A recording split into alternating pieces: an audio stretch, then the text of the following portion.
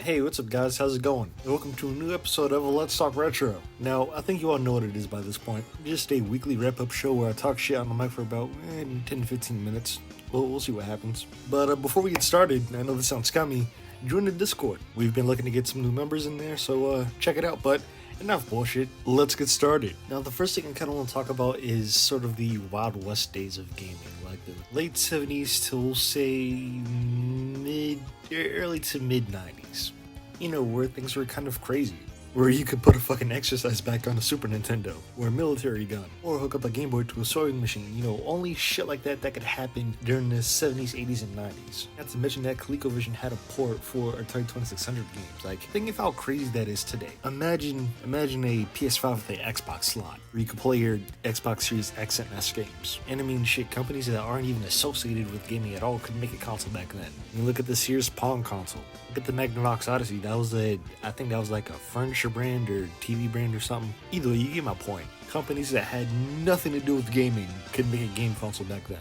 And I find that during these decades of primitive gaming is where things are sort of most creative. I mean, don't get me wrong, they're really primitive. If you were to show a kid or a teenager today an Atari 2600 game or a Magnavox Odyssey game, that it wouldn't mean a lot. Just imagine being back there in that time, seeing the Atari 2600 grow in popularity. All these different consoles like the Fairchild Channel F, the Bally Astrocade, so on and so on. There was a lot of creativity and competition back then. Now, sure, I'm not going to look at this era in gaming with just rose-tinted glasses, because obviously they didn't know what gaming was going to be yet.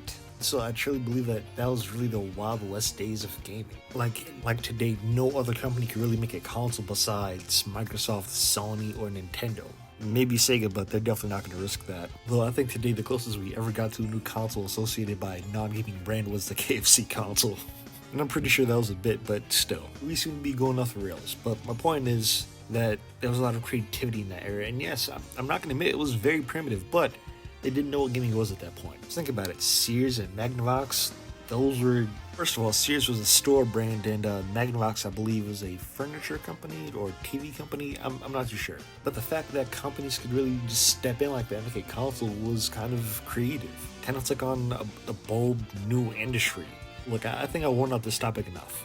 One game that I've been playing recently is Metroid Prime for the GameCube, and I gotta say, I'm honestly really surprised by this. I didn't really expect a competent, first-person shooter for the GameCube.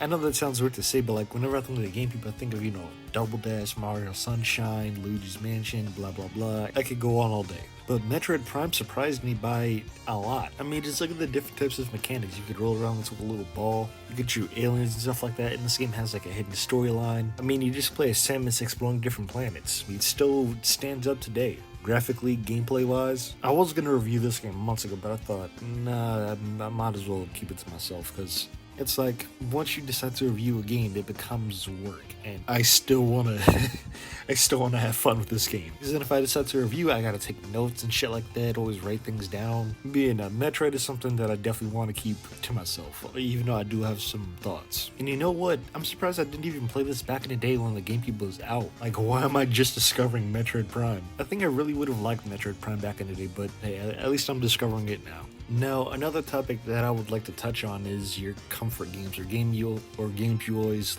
return to. I've been playing a lot of Xbox 360 games, or just games I played a lot back in the day, games I put in a lot of time on, just looking at old save files, looking at my old talents and stuff like that, and it's interesting. Some games I still have muscle memory from that game. And look, not bad if I'm going off the deep end with this, but when you play old games that you put a lot of time into, you think of where you were back then and where you are now when it comes to life and shit like that. Games you put in thousands upon thousands of hours on back in the day, and looking back at it now. Where was I at when I put thousands of hours into this game? What was I doing? And you just kind of look back and reflect. Listening to the old OSTs you used to hear a lot in the game, exploring your old town or whatever. This could apply to anybody in any game. The point that I'm getting at is when you look back and play games that you put into hundreds of thousands of hours on, you kind of think it's like a little piece of the past and a tad bit of the future. Back where you were at that time, you look back where you are now, and just see where it goes. My bad if I didn't describe that well, but I think you all get what I'm saying by this point. Now, I don't mean to get too deep or too philosophical on this, but you all get what I'm saying. Anyway, guys, I gotta take a breather. I'll be right back. I'd like an Atari 2600 system, please, and everything that goes with it. Everything? You sure you want everything? I want everything. Now you get a new low price, up to $30 in rebate offers, and a free pack. Is that everything? It's not everything. You can get nearly 300 different cartridges. 300? That's nothing. It's something. But it's not everything. Soon there'll be a voice module, trackball, remote control joysticks, and a computer keyboard. It's amazing. It's amazing, but it's not everything. It's not everything. Soon there'll be educational games, too. Is that everything? That's everything. For now. For now? The Atari 2600. Now get up to $30 in rebate offers plus a free Pac-Man. And we are back, ladies and gents. Now, I want to touch back on that other topic because I think I have something to add to it. Video game music or game OSTs, what do you call it? Most people just think, it's video game music. It's supposed to be in the background, but in my opinion, I think game OSTs are really underappreciated. Like when most people think of video game music, they think of, 8-bit tones and stuff like that. And granted, there's nothing wrong with that, but I feel like there's just a bit more to it. Artists and developers put a lot of hard work into that. I think to me, like, what defines a good OST is that you can listen to it, without the game being on. Like, take Jet Set Radio, for example. I use that as workout music. Jet Set Radio music, it's like a mix of pop and hip-hop. Jet Set Radio music is like a good mix of everything. And the fact that they could get anybody up and going without the game even being on is kind of cool. Because with the game, it becomes sort of background music, what it's supposed to be. But if you listen to it without the video game, it becomes a little bit more than that. It just becomes music. And I feel like that's what truly makes it, stand out. I'll give you another example. Plock. The final boss music slaps, as the kids would say. And again, to sort of explain it, if you listen to it while playing the game, you're mostly focused on that boss fight.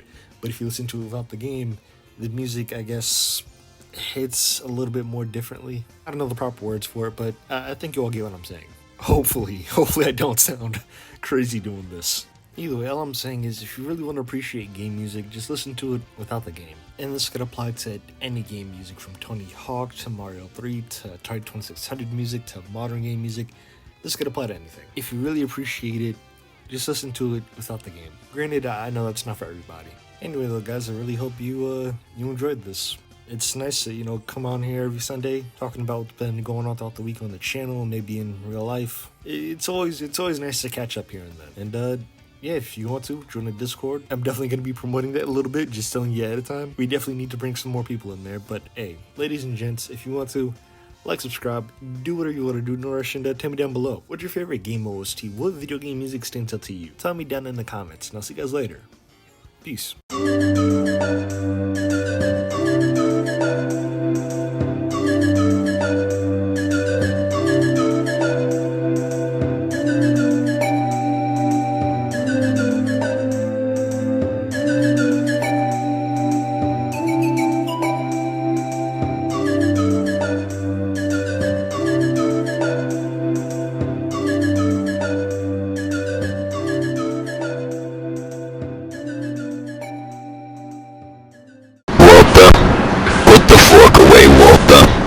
You're not supposed to put a fork in the microwave. I am the one who cooks microwave meals.